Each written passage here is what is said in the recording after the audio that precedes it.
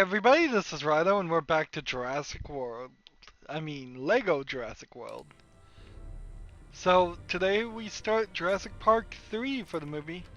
I have really no clue what the story is going to be in the third one. That'll be an interesting discovery. Because I have seen Jurassic World the movie uh, relatively recently. Jurassic Park I saw bits of and was reminded of relatively recently. I kind of knew what was going to happen in Jurassic Park 2 The Lost World, which, by the way, I don't think I could get back to that section because this seems like it would just take me to the other section where so it seems very strange that Jurassic Park 3 is just its start point is hidden on this harbor where everybody else is on the helipad on the other island. Oh well, let's start the story. Hop in the boat, I suppose? I bet you didn't know this. I assume what's gonna happen is that for some reason they're gonna need to go back to the island without the fences and do something that's full of dinosaurs.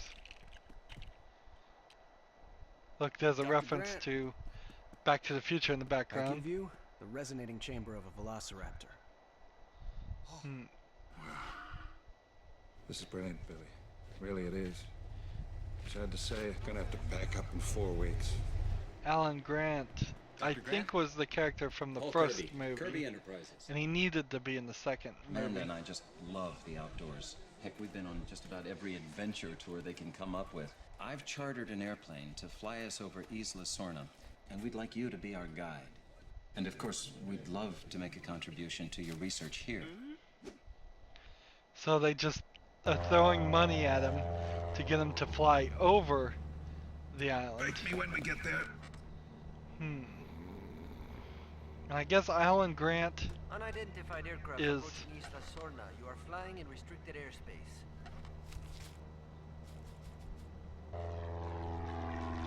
so the airspace was restricted, and do they bribe him or what?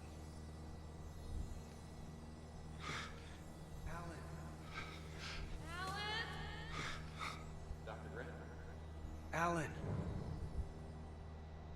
I think they're looking for someone.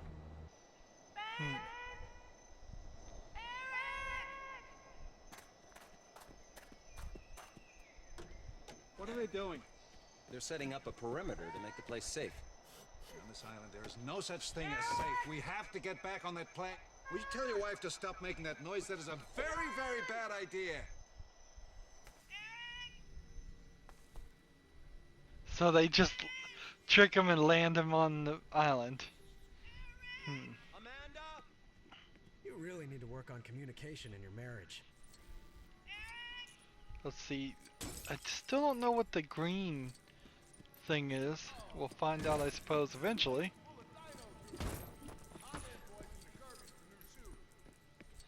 So, if I had a character I could switch to that's agile, I could make that jump, but I doubt any of these characters are. So again, we start over, as if this game was a separate thing. We're getting our easy little tutorial area where we can run around. Now, I'm not seeing any of the DNA helper things, but that would be easy to put those in or take those out. If she keeps shouting like that, we're gonna have every dinosaur on the island on top of us. They've landed apparently in some area that wasn't seen in the second movie. But I assume this is the second island. The name... They should have just called it a Jurassic Island. Or something easy to remember like that. But they call it Isla Sora and Isla something else. We get a little bad guys going on here. The fight. I don't think anybody has a throw mechanic. And that's a lot of these guys coming out attacking already. There's nothing over here. Looks like there might be something up there. Something in there for free play mode.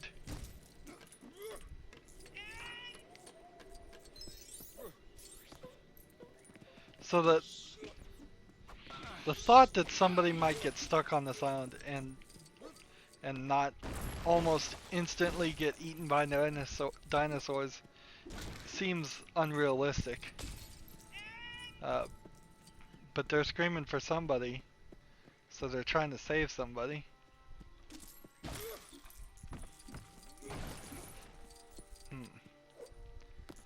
We're making a decent amount of studs just running around and playing around here. This area looks big enough that it would have a vehicle of some sort. Can't go that way. This almost feels like a free play area. He still has his trusty raptor claw to cut things.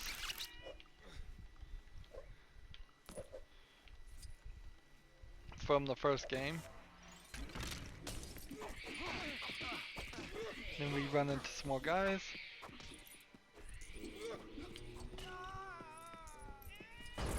So, and this really gets down to the question. Jurassic Park 2 felt like instead of having Dr. Grant here, they had Dr. Ian Malcolm, the smooth but kind of jerky doctor.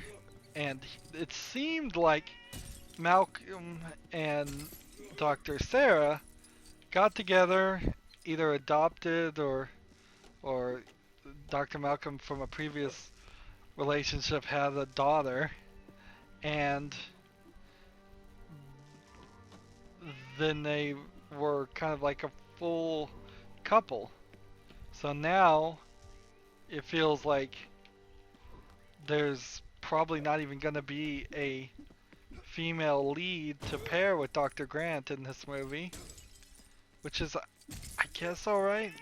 I'd much more be encouraged if there was a child in this movie, since the other two were at least in some part kids movies. This one seems like no, there's not even gonna be a child. I guess I have to go here. DNA means I do know answers. Use this, such as the one carried by this guy. I don't even know what that icon is supposed to be. A rope, a grapple hook. That was a terrible picture to represent a grapple hook. And does he have the ability to climb? No.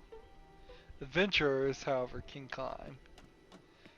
That's an interesting designation. Only people who are adventurers, such as this guy. What physical representation is on this character that says he can climb? Is it the fact that he has short sleeves? No, that guy kind of has short sleeves. Is it because he has a cool jacket over his shirt? It's because he was wearing like cargo pants? I don't think there's actually anything. So that feels very arbitrary to say, well, this guy's an adventurer, thus he can climb a wall, yet none of the other characters can.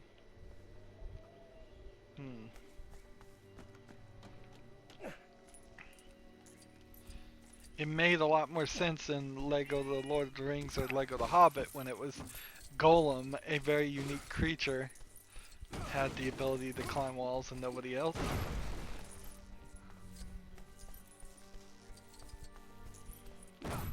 What am I doing? You do run into this problem with Lego levels. You can just...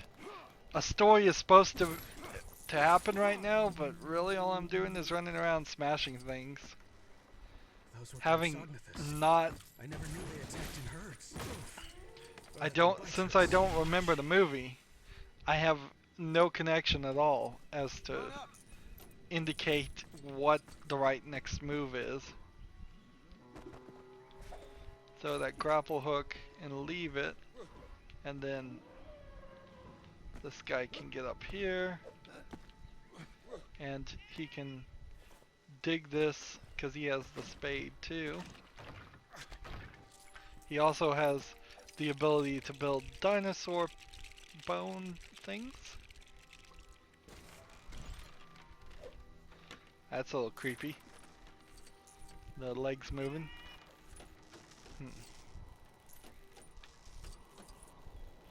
And one of the guys can apparently fix this, the guy with the wrench. That makes sense. That's a new concept for LEGO games, for them to be slightly disconnected, and then you fix them with a wrench and they become connected. That works pretty well. And then you get the LEGO studs right there telling you you made the right choice and you're going in the right direction. And we're back over here. So if the wife of the rich man immediately gets like caught by a dinosaur, we could spend the rest of the movie trying to save her.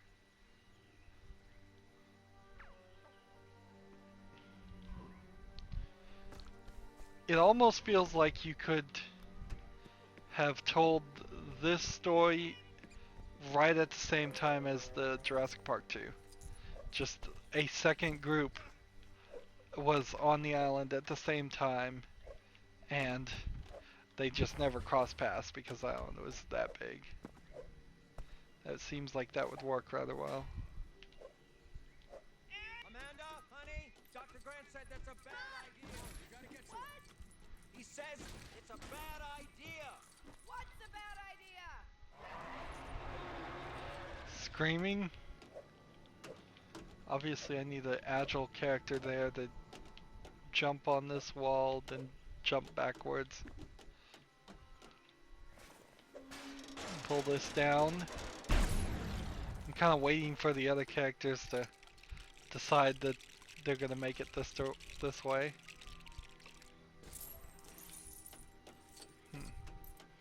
See, we're already at the halfway point as far as studs. I think this is gonna be a very short first level, and it's not asked us to do a lot of stuff compared to the first level in the first movie and the first level in the second movie. Darn it. Seems like they may have gotten this exactly walled off so that I can't hit the thing. I'm waiting. Where's the other guy? Now it seems just a little bit too far.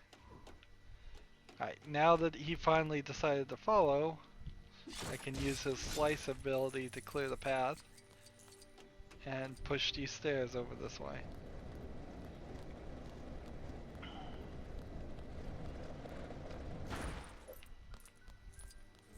We have to get back on that plane.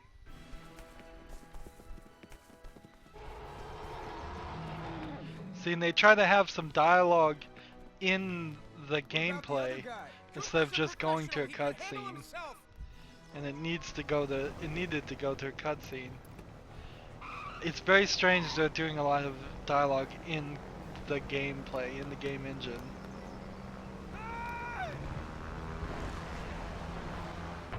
That's a new dinosaur.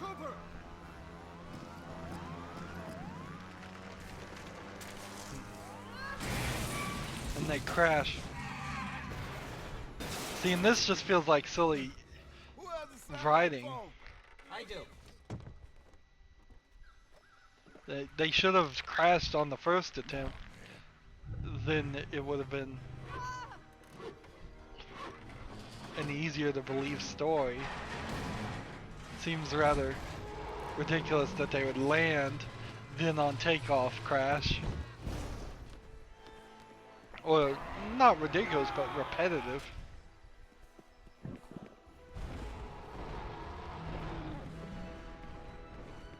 And we're given a chase again, and this is, what, chase number 3 in the game? Except for this time we're not getting chased by a T-Rex, we're getting chased by a dinosaur I can't even recognize. If I was to guess, I'd say it's Dilophosaurus or something. Something like that, but I could be totally wrong about that. Perhaps in the third movie they were trying to focus on some new dinosaur, but that's not really gonna work. In fact, that might very well have been the case. They may have found some new dinosaur bone that they were talking about, dinosaur bones that they were talking about, and tried to integrate it into the movie to ride the hype train, which does not work well over the long term because, again, like I said, I don't recognize that dinosaur, and nothing is really going to get in the way or be more loved in the hearts and minds of people who are older than just like really young kids than a they put them in the stockades. It's time you did some explaining, Mr. Kirby. Than the T-Rexes and the, what are the other ones? Raptors, Velociraptors. Those two in particular are so much more memorable from these movies particularly. I don't see how you could get another one in there. Of course there is the Triceratops and pterodactyls and such, but they didn't really do anything with them in the movies, so they're recognizable dinosaurs, just not that useful. Maybe that's what they'll do, is they'll eventually get into the pterodactyls and the flying dinosaurs. Besides the pterodactyl, I can't think of a single other flying dinosaur though, so that's kind of a problem. So I'm still left scratching my head what the story is going to be, but since they're now crashed, how they could add any more characters seems just like impossible. It seems we're stuck with Dr. Grant and the rest of the people in that plane, and that's it for the rest of the movie. Maybe something will happen. We'll have to see in the next recording though. That's going to be it for this recording. That was super short. 17 minutes to do that first section. A really bad first prologue section. We didn't have to really do that much. In the first prologue of the second movie, for example, we had to fix 3 cars. In the first prologue of the first movie, we had to fix at least 3 items and get a crane working and feed the raptors. We barely just had to manipulate ourselves to get to a point and then do a run mission, which typically the run missions are at the very end of the game because they've run out of time. It could be an indicator that the other levels are going to be jam-packed, but that's almost hopeful thinking more than anything else. So, it's weird.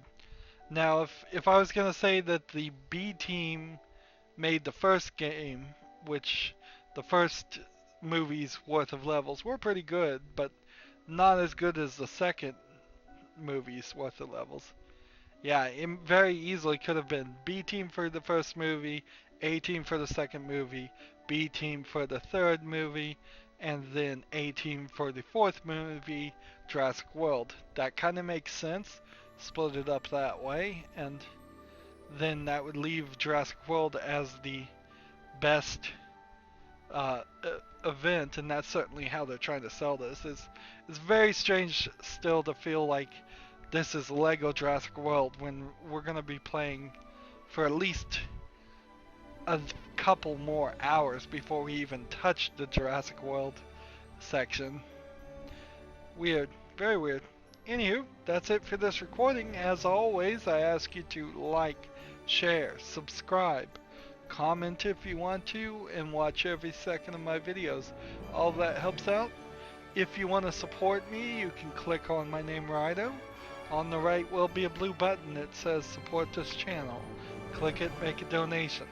And if you want to friend or follow me on basically any social media sites, there's a whole bunch of links down below. Thank you for watching. Have a good evening.